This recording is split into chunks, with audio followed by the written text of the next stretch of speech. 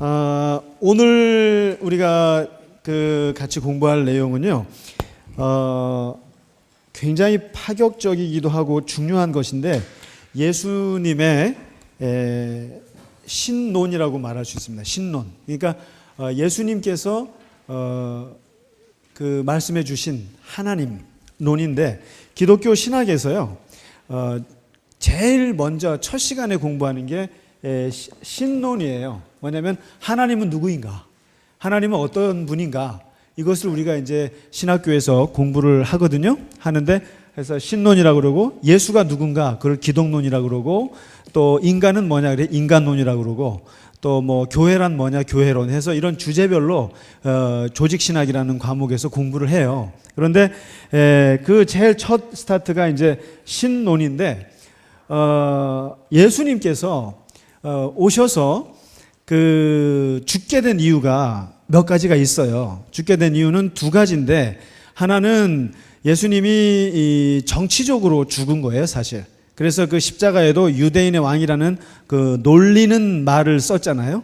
그러니까 예수님이 하시는 것이 굉장히 인기가 많았기 때문에, 그래서 저러다가 마치 유대 독립투사로 그렇게 해서 정부를 구성해서 로마에 반항할 수 있는 그런 왕으로서 일어나는 거 아닌가라고 헤롯 왕이 특별히 견제를 했었죠. 그래서 이제 정치적으로는 그런 혐의를 받았어요. 그래서 팻말에도 그렇게 붙여 있었고, 그 다음에 내용적으로 보면 종교적인 이유가 더 컸어요. 결국에 종교적인 이유는 뭐냐면 하나님 가지고 장난을 쳤다는 거예요. 쉽게 말하면 바리새인, 서기관, 전통적인 종교 지도자들이 볼 때 예수님의 행동은 신성 모독이었어요. 그러니까 블레스팸이라고 그러죠, 영어로.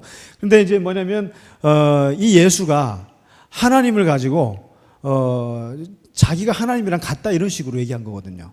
그러니까 이제 실제적으로 죽음을 부른 것은 신성 모독이었고, 겉으로 표현된 것은 정치적인 반란으로 해서 이제 처형을 당하신 거거든요. 그래서 예수님이 이 땅에 오셔가지고 제일 파격적으로 보여주신 두 가지가 있어요.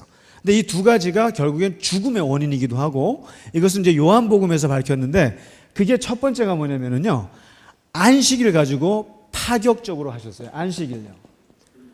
안식일, 그러니까 다시 말해서 율법에 대해서 기존의 율법을 완전히 뒤집는 해석을 많이 하셨죠.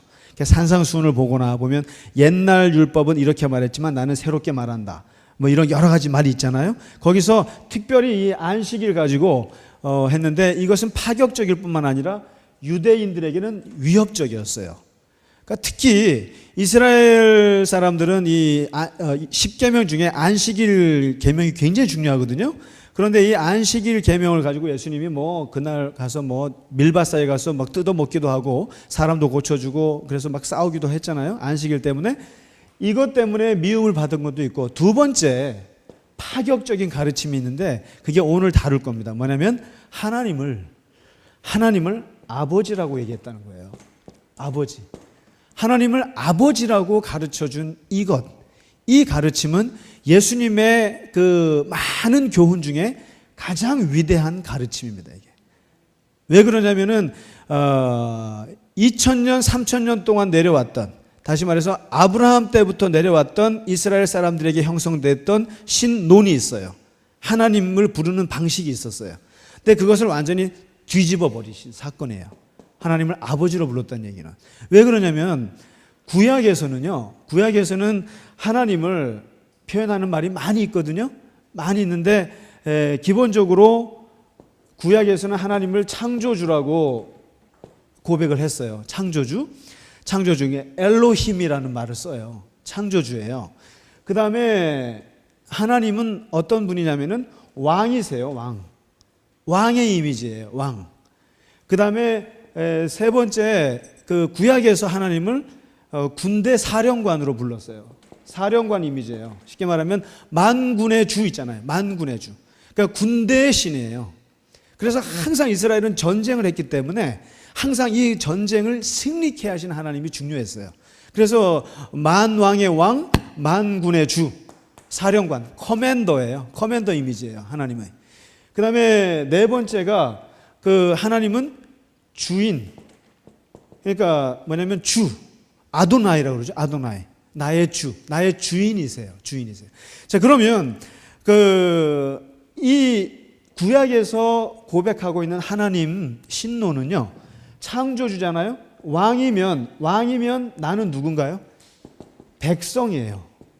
그러니까 이제 하나님과 이스라엘 사람들이 어떻게 관계를 맺었냐면은 하나님을 왕으로 고백하니까 나는 그 밑에 있는 백성이에요. 그래서 이 백성은 왕에게 뭘 기대하냐면은 왕이 우리를 보호해주고, 그다음에 우리를 지켜주고, 그다음에 우리 대신 싸워주고, 이런 이미지예요. 그렇기 때문에 이 왕 앞에 백성들은 복종해야 돼요. 그리고 모든 세금을 바쳐야 돼요. 드려야 돼요.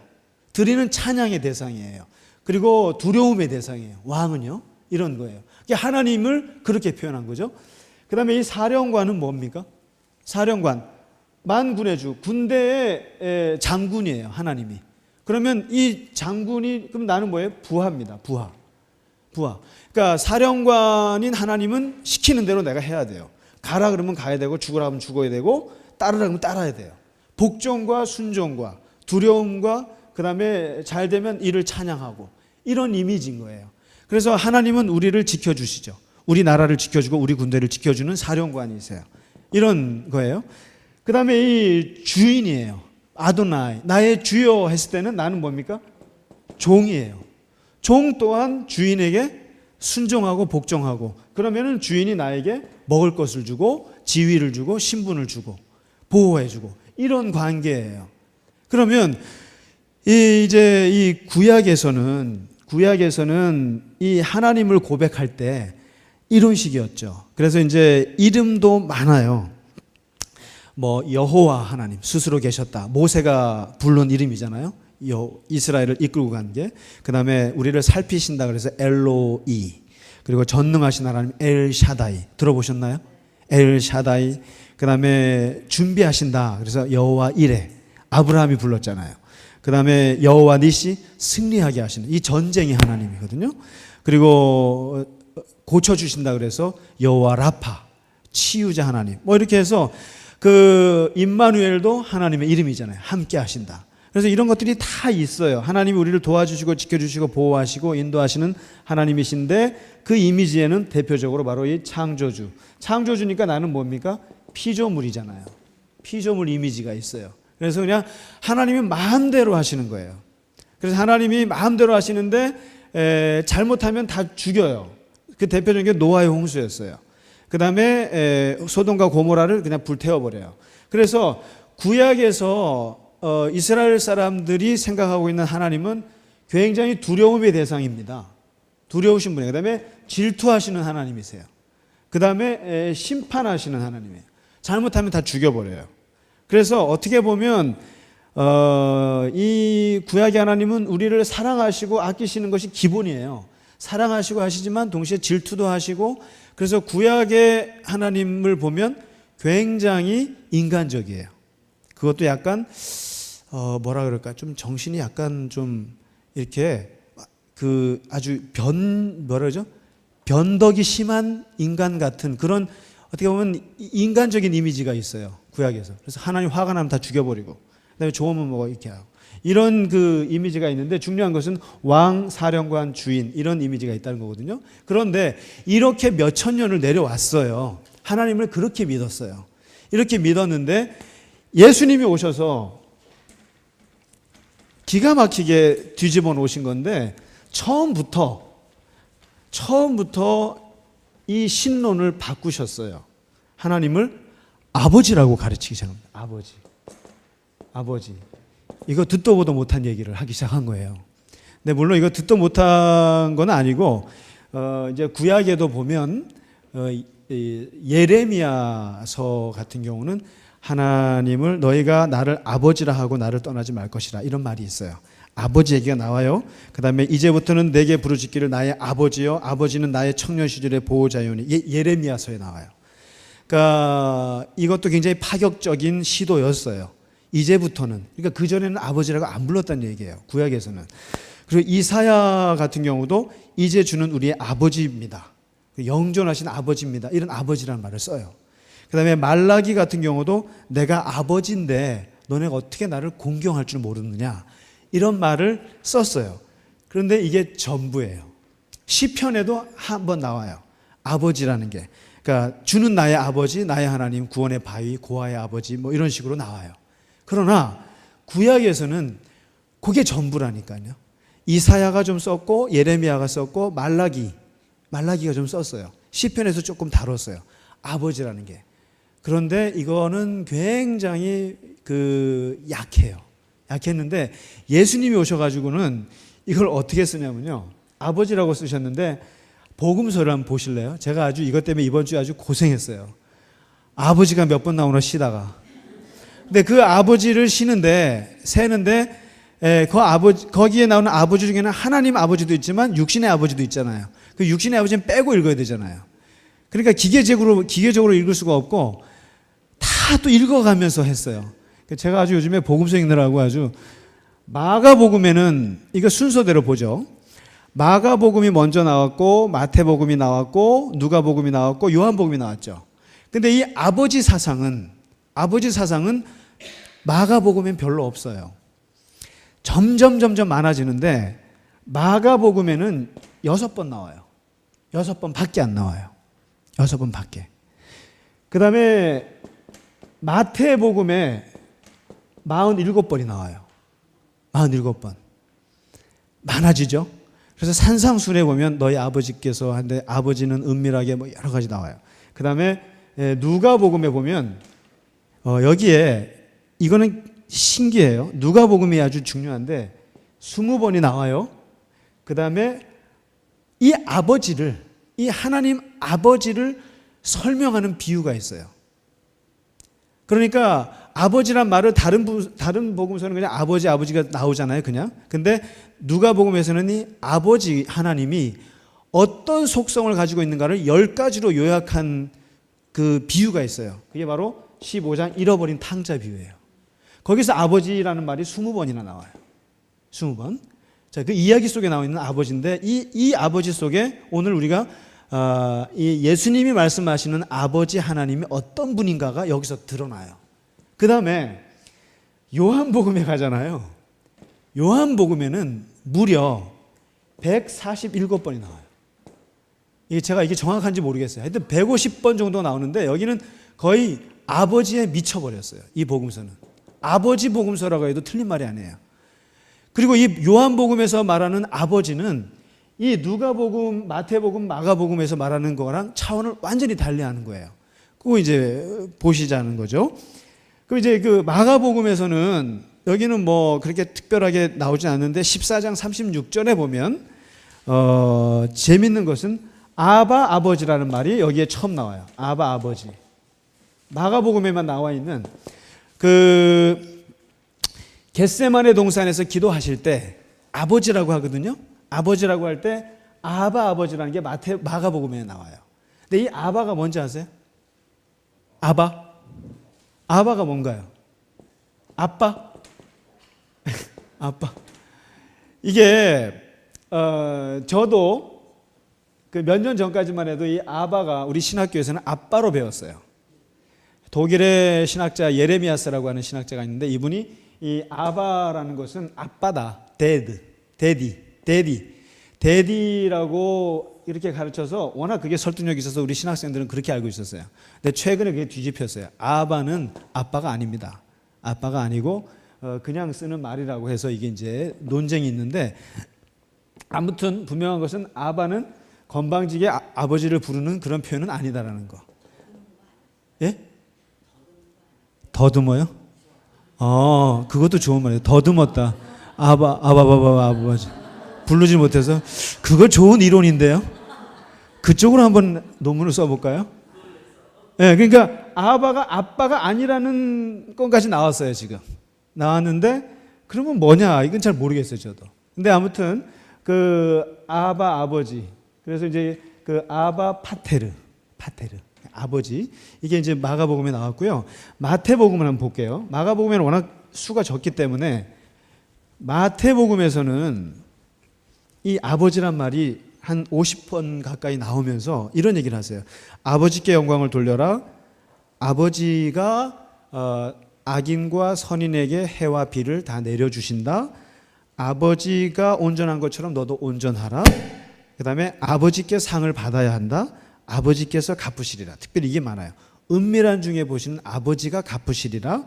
아버지께서는 네가 이미 뭘 구하는지 알고 계신다. 아버지가 용서하신다. 아버지가 기르신다. 아버지가 좋은 것을 주신다. 아버지의 뜻대로 행하라. 그 다음에 아버지 앞에서 시인하든지 부인하라. 이런 얘기 나오죠. 그리고 이제 아버지가 갚아준다. 이런 얘기를 하세요. 근데 이제 마태복음에서는, 그러니까 우리 부모님 아버지 있잖아요. 부모님 아버지가 할 수 있는 말을 하나님께 다 써버린 거예요. 아버지가 주시고 아버지가 갚아주고 아버지가 도와주고 아버지 뜻대로 하고, 이 얘기를 다 하나님에게 붙이는 건데, 마태복음에서 재밌는 것은요, 이게 있어요. 아버지 외에는 아들을 아는 자가 없고, 아들과 아들의 계시를 받은 자 외에는 아버지를 아는 자가 없다. 그러니까 아버지와 예수 사이에 친밀한 그걸 얘기하거든요. 근데 요거는 이제 좀 이따 요한복음에 가면 아주 심하게 나타나요. 그거는 거기서 다루도록 하고요. 이런 얘기를 하세요. 땅에 있는 아버지를 아버지라고 하지 마라. 너희 아버지는 오직 한 분이신데 그분은 하늘에 계신다. 이게 되게 마태복음에서는 파격적인 말씀이세요. 그러니까 아예 여기서는 아버지를, 우리 윤혁인 집사님 아버지를 아버지라고 하지 말래요. 되게 기분 되게 나쁘시죠. 근데 아버지는 한 분에 계신다. 이걸 얘기를 하시거든요. 그러니까 아버지는 하늘에 계신 분이다. 이렇게 해서 이제 마태복음에서 찍어주고 있다는 거고요.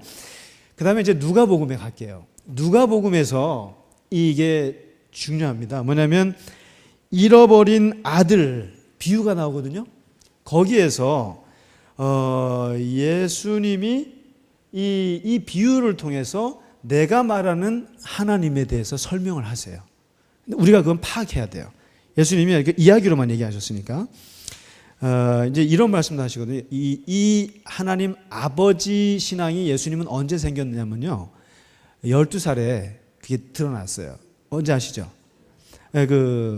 잃어버렸을 때 예루살렘 성전에서 이게 내 아버지 집에 있어야 할 줄 그때부터 벌써 하나님을 아버지라고 얘기하기 시작을 한 거죠. 한 건데 예수님이 누가복음에서 보면은 이런 거죠. 아버지 하면은 달라는 대로 주시는데 더 주시는 분, 이게죠.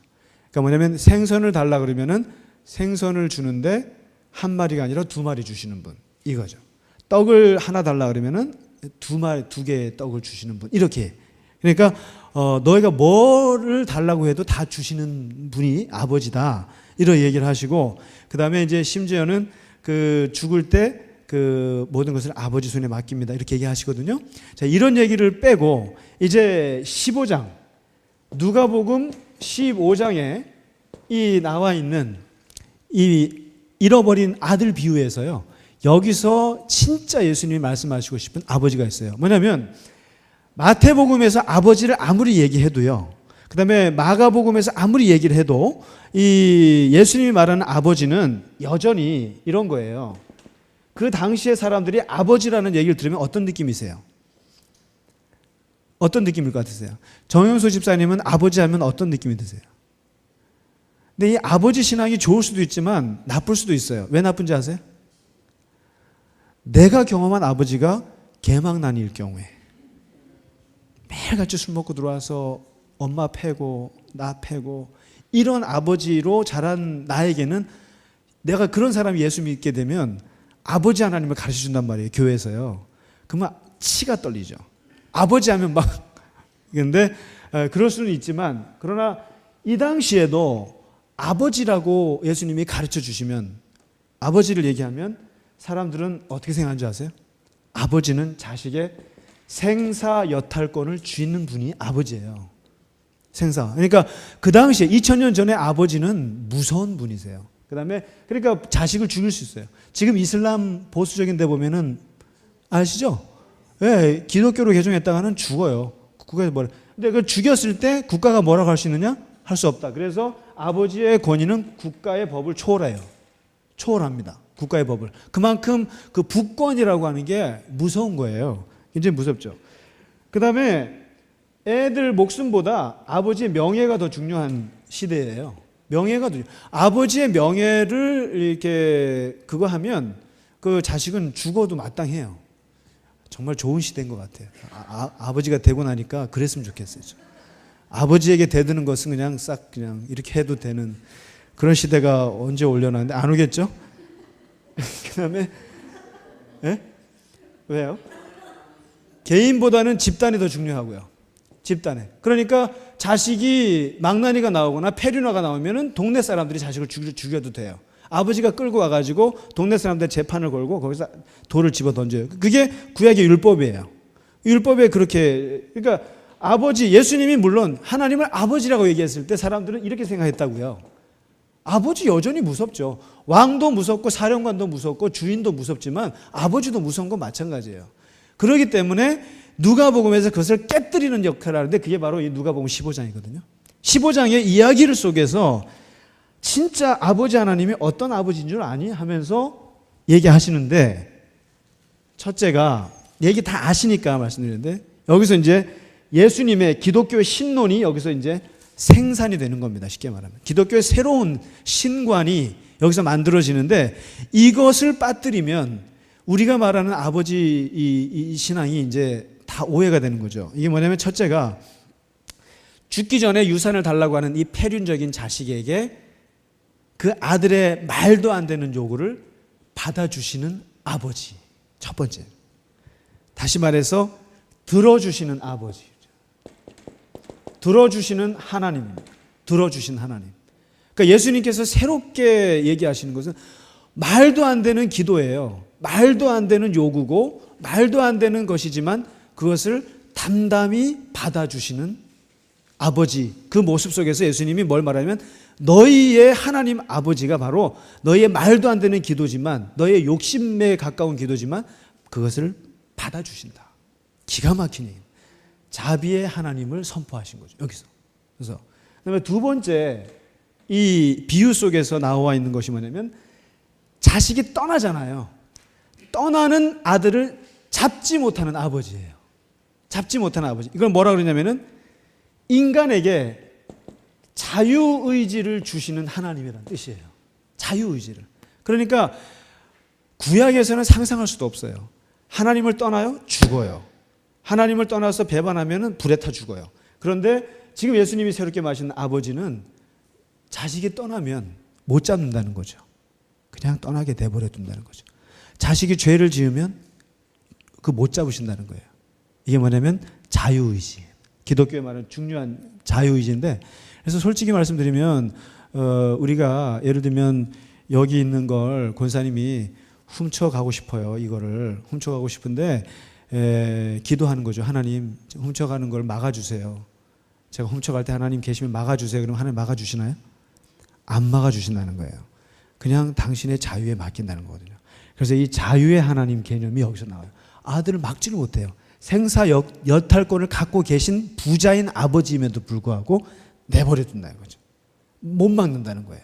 여기서 이제 나오고 그다음에 세 번째는요. 이 떠나간 아들을 한없이 기다리는 아버지잖아요. 기다리는 아버지. 기다리는 하나님. 기다리시는 하나님 얘기하는 거죠. 그러니까 인간이 떠났고 타락했고 그러나 그것을 가서 잡아오진 않고요. 그냥 기다리신다. 한없이 기다리신다. 이 기다림 속에 뭐가 있냐면 하나님의 고통받으시는 하나님이 여기 들어가죠. 아주 기가 막힌 신학입니다. 이게. 그 다음에 네 번째 여기서 보여주고 있는 게 뭐냐면 돌아오는 아들에게 돌아오는 것은 아들의 책임이에요. 아들의 역할이에요. 하나님이 와서 확 잡아서 끌지를 못해요. 끌지를 못하고 돌아올 때는 어떻게 하면 달려가서 체면 무시하고 달려가시는 하나님이라는 거예요. 이게 뭐냐면 찾아오시는 하나님이에요. 찾아오시는 하나님. 찾아오신 하나님. 이것을 뭐라고 말하냐면은 성육신 신학이라고 그래요. 그래서 항상 하나님은 먼저 찾아오시지 우리가 하나님을 먼저 찾아가지 않는다는 거예요. 그래서 그 성육신이 뭐냐면 하나님이 예수를 통해서 우리에게 찾아오셨다는 거거든요. 그래서 여기서 체면 무시하고 하나님도 체면이 있을 텐데 하나님이 체면을 무시했다는 거죠. 당신의 체면을. 이게 어르신이 그 젊은 애가 올 때 뛰어가는 것은 뭐겠어요? 그는 가불관계가 바뀐 거잖아요. 그는 완전히 어르신 체면 다 구긴 거죠. 아버지 체면 다 구긴 거거든요. 그런데 구기면서까지 찾아오시겠다는 건 이거예요. 그 다음에 이 다섯 번째로 보시면은 이 달려가서 뭘 하시냐면은 목을 맞추고 입을 뽀뽀하고 그래. 이 더러운 자식한테요. 뽀뽀하고 붙잡고 막 하거든요. 여기서 그리고 뭐가 되면 측은히 여겨서 너무너무 불쌍한 마음에. 그래서 측은히 여기시는 하나님이 여기가 나와요. 이게 바로 긍휼의 하나님입니다. 긍휼의 하나님. 그다음에 사랑의 하나님. 인간의 그런 그 타락한 모습을 보고 가슴 아파서 어떻게 하지 못하고 스킨십을 하는 그 하나님. 이거를 예수님이 지금 얘기하고 계신 거죠. 완전히 구약에 있는 하나님론을 다 새롭게 정리를 하시는 거거든요. 그 다음에 여섯 번째로 말할 수 있는 게 분명히 이 애는 페류나거든요. 페류나에게 어떻게 하면 가락지를 끼고 신분 상승, 가락지를 끼고 제일 좋은 옷을 입히고 그리고 살찐 송아지 1년에 한 번 잡을까 말까 하는 살찐 송아지를 잡아서 잔치를 베푸시는 아버지. 이게 뭡니까? 용서와 기쁨의 하나님을 얘기합니다. 용서의 하나님. 다 잊어버린 거죠. 그러니까 자기의 폐륜을 아버지한테 지은 죄를 돌이켜서 돌아왔을 때는 과거를 묻지 않는 하나님이죠. 사실. 근데 이제 묻는 거는 본인이 자꾸 물어서 그렇지. 그렇잖아요? 내가 무서워서 하나님을 잊어버리신 이 용서의 하나님을 얘기하세요. 돌아오면 모든 걸 잊어버리신 이걸 얘기하시고 그리고 마지막 일곱 번째가 뭐냐면 큰아들에게 했던 말이 있죠. 큰아들에게 했던 말이 있는데 그게 뭐냐면은 큰아들이 열받았잖아요. 열받아가지고 막 뭐 나한테는 송아지 한 마리도 안 잡아주더니 애한테는 막 이렇게 하냐고 그랬을 때 아버지가 했던 유명한 말이 있죠. 내 것이 다 내 것이다. 내게 다 네 건데 왜 그러냐 이러잖아요. 여기서 예수님이 의도하시는 신론은 모든 것을 다 주시는 하나님인 거죠. 그러니까 당신이 가지고 있는 것이 무엇이 될지라도 많다 할지라도 그것을 자식에게 다 부어주신다. 그게 십자가로 나타난 건데 이 신론을 얘기하는 거예요. 그래서 하나님이 내 안에 계시고 내가 하나님 안에 있는 건데 왜 자꾸만 따로 생각하느냐 이 얘기를 하는 거죠. 그래서 7가지 아버지 신학이 여기서 나와요. 그러니까 자 이렇게 됐을 때는 느낌이 어떠세요? 하나님이 이런 하나님이라는 거죠.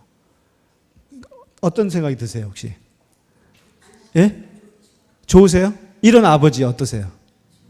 만만하죠? 만만하죠. 우습죠. 예. 그리고 뭘 해도 다 줄 것 같잖아요. 다 줄 거고. 근데 실제로 예수님이 지금 계속 얘기하는 아버지 하나님은 진짜 연약한 아버지예요.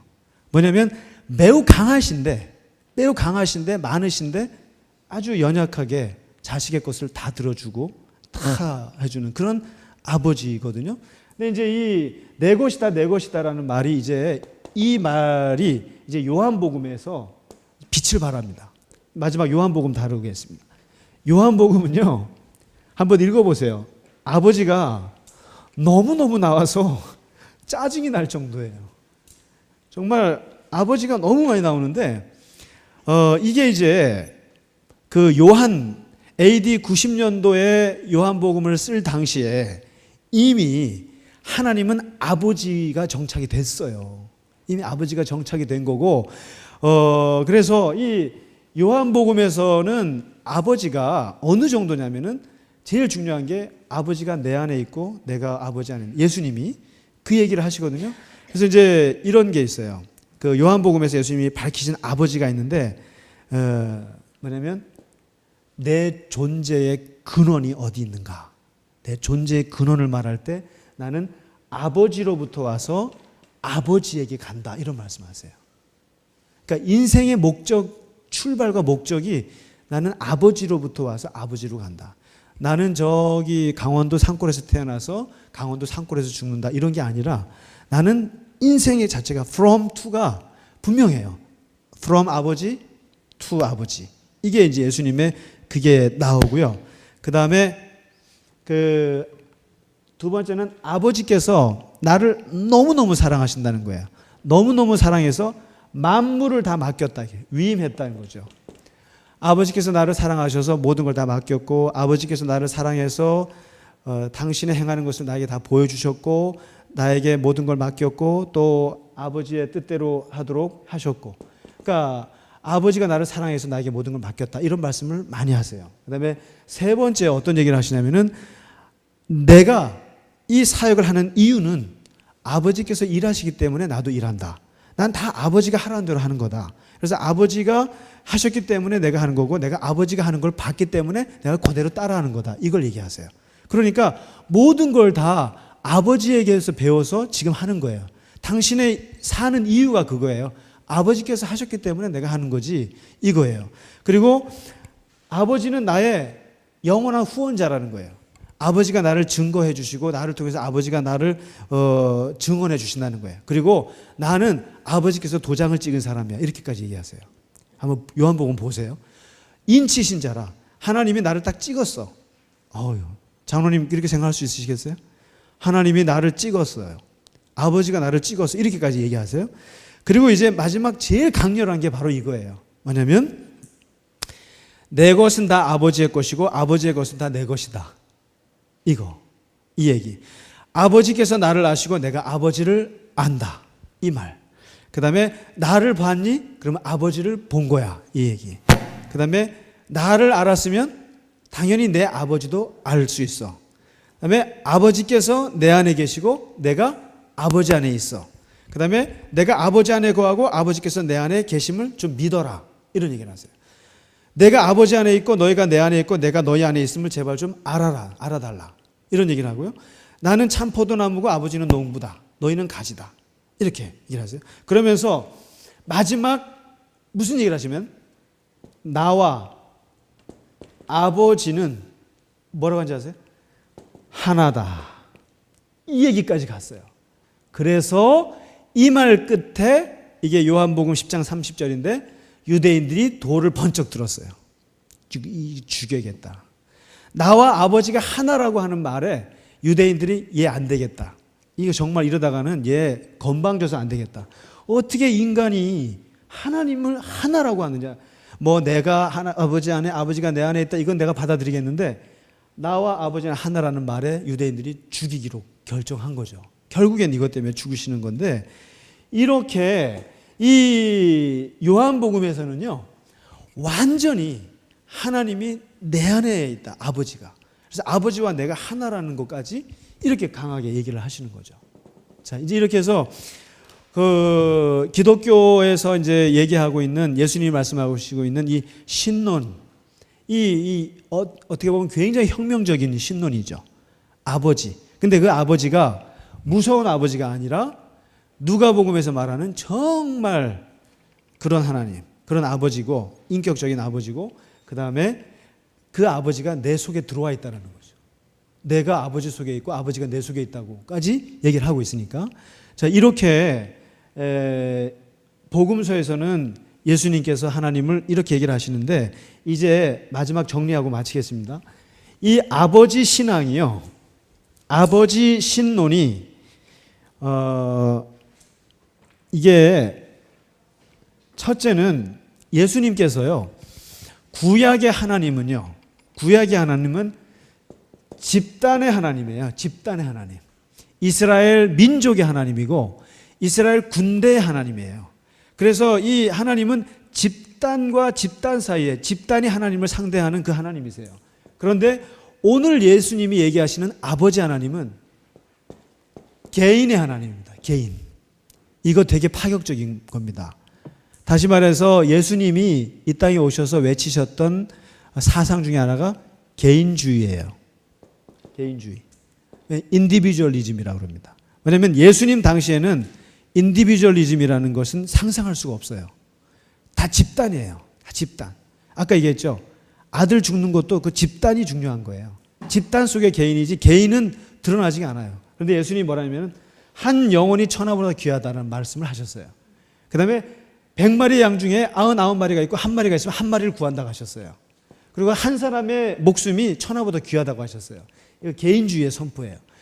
지금은 너무나 개인주의가 심해서 좀 집단주의로 갔으면 좋겠지만은 예수님 당시에는 집단주의가 다스리는 시대에 예수님이 개인을 얘기하셨다니까요. 그리고 이 하나님도 왕이라든가 저 사령관이라든가 이런 건 다 집단의 하나님이에요. 그런데 예수님이 말한 아버지는 개인의 하나님이에요. 네 개인이 만나는 신이라는 거예요. 하나님은. 그래서 이 아버지가 이 개인이 만나는 신이 어떤 하나님이면 두 번째예요. 두 번째 이 아버지 하나님의 그 의미는 친밀함입니다. 친밀함.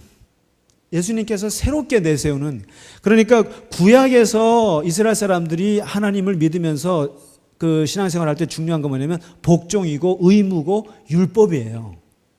율법이에요. 행하지 않으면 죽어요. 행해야 돼요. 그런데 예수님이 말씀하신 이 아버지 하나님 속에 중요한 것은 뭐냐면 교제예요. 교제. 교제가 더 중요하다는 거예요. 그 교제의 빛이 어디에 있냐면 요한복음이에요. 요한복음은 그 교제의 끝을 보여주고 있어요. 하나님과 얼마나 내가 친밀한가. 너무너무 친밀해. 나는 아버지께서 하시기 때문에 내가 하시고 아버지가 나를 후원하시고 나는 아버지 안에 있고 아버지는 내 안에 있고 아버지가 하시기 때문에 내가 이 교제예요. 교제. 그러니까 아버지께 내가 뭘 해드려야지, 아버지께 내가 뭘 어떻게 복종해야지, 안 하면 내가 이러다가 맞아 죽지, 이게 아니고요. 하나님과 어떻게 하면 친밀하게 보내야 하나, 이거예요. 그래서 그러니까 기독교 신앙의 정말 중요한 것은 하나님과의 친밀함입니다. 그래서 이 친밀함의 끝이 뭐냐면요, 하나님과의 일치예요. 일치. Union with God이라고 그럽니다. 신학적인 용어로. Union with God. 하나님과 하나가 되는 것. 하나가 되는 것. 이거 교제거든요. 교제. 그리고 그러니까 구약에서는 중요한 게 복종이라고 그러면 신약에서 예수님이 말씀하신 아버지 하나님의 중요한 건 사랑이에요. 사랑. 사랑이에요. 그러니까 정말 신앙에서 중요한 건 사랑이에요. 하나님을 믿는다? 이거는 초보적인 얘기예요. 사실상. 믿는 것은 초보적인 거고요. 깊어지면 하나님을 사랑하는 거거든요. 이 사랑의 문제가 크다라는 거예요. 아버지 하나님의 신앙에서는. 그 다음에 세 번째 이 아버지 신앙이 말하고 있는 것은 뭐냐면 하나님은 인격이라고 하는 거예요. 인격. 이 인격이라는 게 뭔가요? 사람됨이잖아요. 사람성. 사람됨. 하나님은 사람 같은 분이시다 이거죠. 근데 이 사람이 어떤 사람이냐? 인격적인 분이신데 뭐냐면 이런 거죠. 함부로 대하지 않는 하나님. 아까 보셨잖아요. 떠나가도 붙잡진 않죠. 인격적인 아버지 같으면 안 붙잡죠.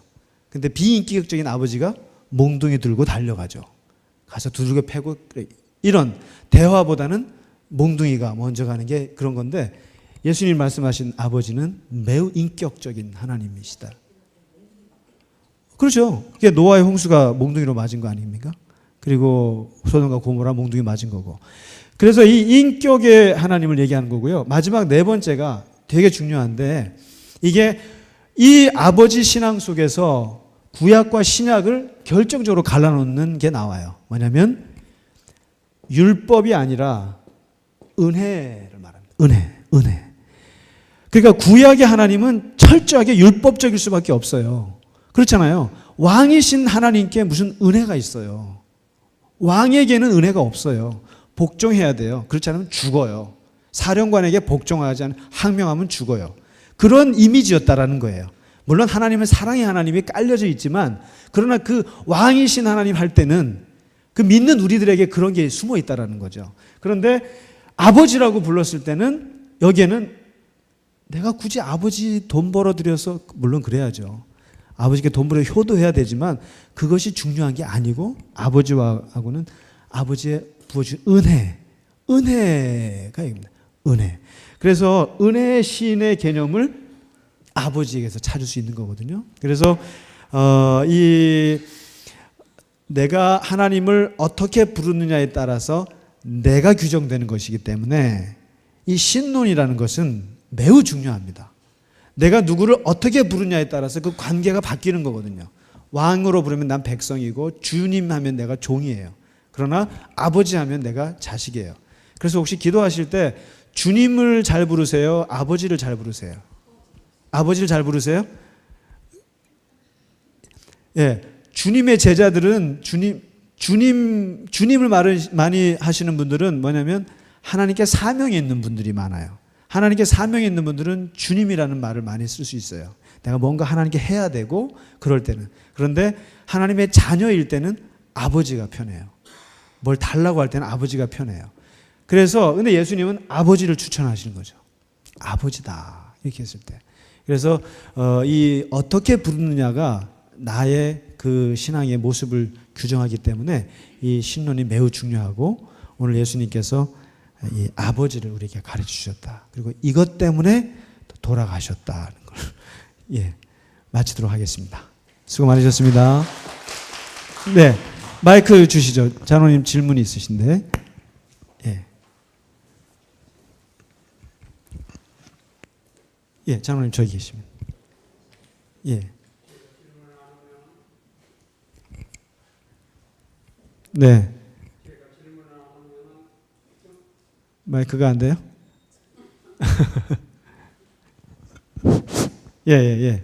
제가 질문을 안 하면 좀 심심해 하시는 분이 계시는 것 같아서. 맞습니다. 예. 우선 축하를 드립니다. 네. 왜 그러냐면 이 아버지의 나타난 횟수를 헤아리신 것은 아마 네. 세계 최초 같습니다. 왜 그냥 구글에 없기 때문에 이걸 네. 일부러 찾으신 거 아닙니까? 그러니까 그 방법이 좀 있습니다. 그러나 굉장히 힘들었어요. 좀. 네, 그래서 어쨌든 굉장한 그렇죠. 그 성과니까 축하를 드리고. 그렇죠. 축하 받을 일입니다. 예. 근데 이게 횟수가 정확한지 모르겠어요. 대략 그렇다는 얘기입니다. 예. 그리고 또 한 가지 앞으로 하나님 논을 얘기할 때는 우리나라 말이 아니면 안 되겠어요. 네. 하나님, 하나. 예. 이런 일치 이런 것이 우리말로만 연구가 가능하다고 이렇게 생각하고 오늘 질문하고 싶은 것은 네. 우리가 이제 그 구약 시대에 왕권 통치 네. 또 군권 통치 네. 집단 통치 네. 이런 것이 이제 신약 시대에 무너진 거 아닙니까?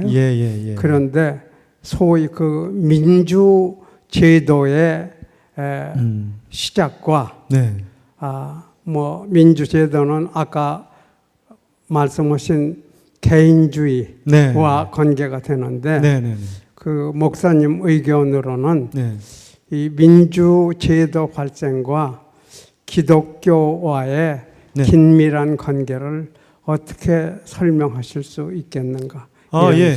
민주주의는 기독교에서 영향을 줬다고 해도 틀린 말이 아닙니다, 사실. 그러니까 특히 이제 상권 분립, 행정부, 사법부, 입법부를 분리한 거에는 기독교 조직이 영향을 줬죠. 특히 그 장로제도. 그러니까 예를 들면 성경에서 따온 건 아니고요. 그 장로제도라는 것이 장로와 목사, 평신도 이렇게 이 세 개의 이 그룹이 있으면서 어떻게 보면 이런 거죠.